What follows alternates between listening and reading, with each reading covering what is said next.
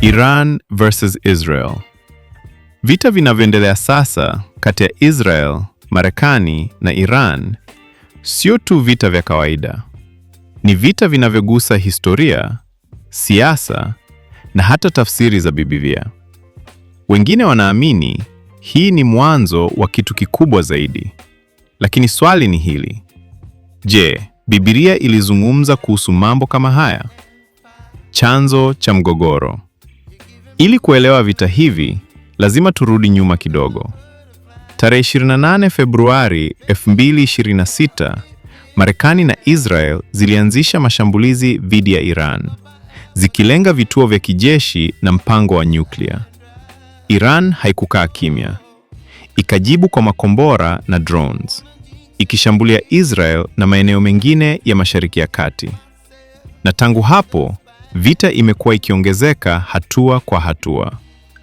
Kinachoendelea sasa hadi sasa, kuna uwezekano mkubwa mashambulizi yanaweza kurejea upya, kwani mazungumzo ya amani hayajafanikiwa na hatari ya vita kubwa zaidi inazidi kuongezeka, kwa kuwa Marekani anazidi kupeleka vikosi vya kijeshi karibu na Iran.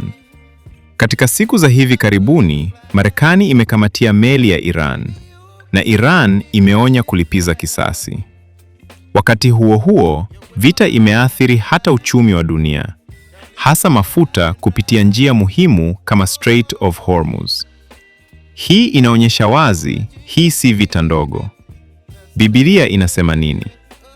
Sasa, tukiangalia Biblia, kuna maandiko ambayo watu wengi huyahusisha na vita vya Mashariki ya Kati. Mathayo 24:6 inasema hivi: mtasikia juu ya vita na fununu za vita, lakini msifadhaike, maana hayo hayana budi kutokea, lakini mwisho wenyewe ungali bado. Taifa moja litapigana na taifa lingine, ufalme mmoja utapigana na ufalme mwingine. Hapa na pale patakuwa na njaa na mitetemeko ya ardhi.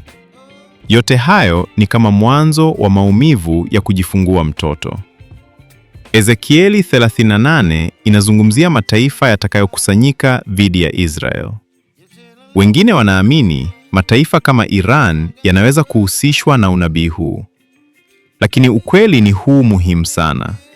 Biblia haitaji majina ya nchi za leo moja kwa moja. Ni tafsiri za watu. Uhalisia vida es tafsiri. Hapa ndipo watu wengi hukosea, kuchanganya unabii wa Biblia na siasa za dunia ya sasa. Ndiyo, vita ipo na hali ni hatari.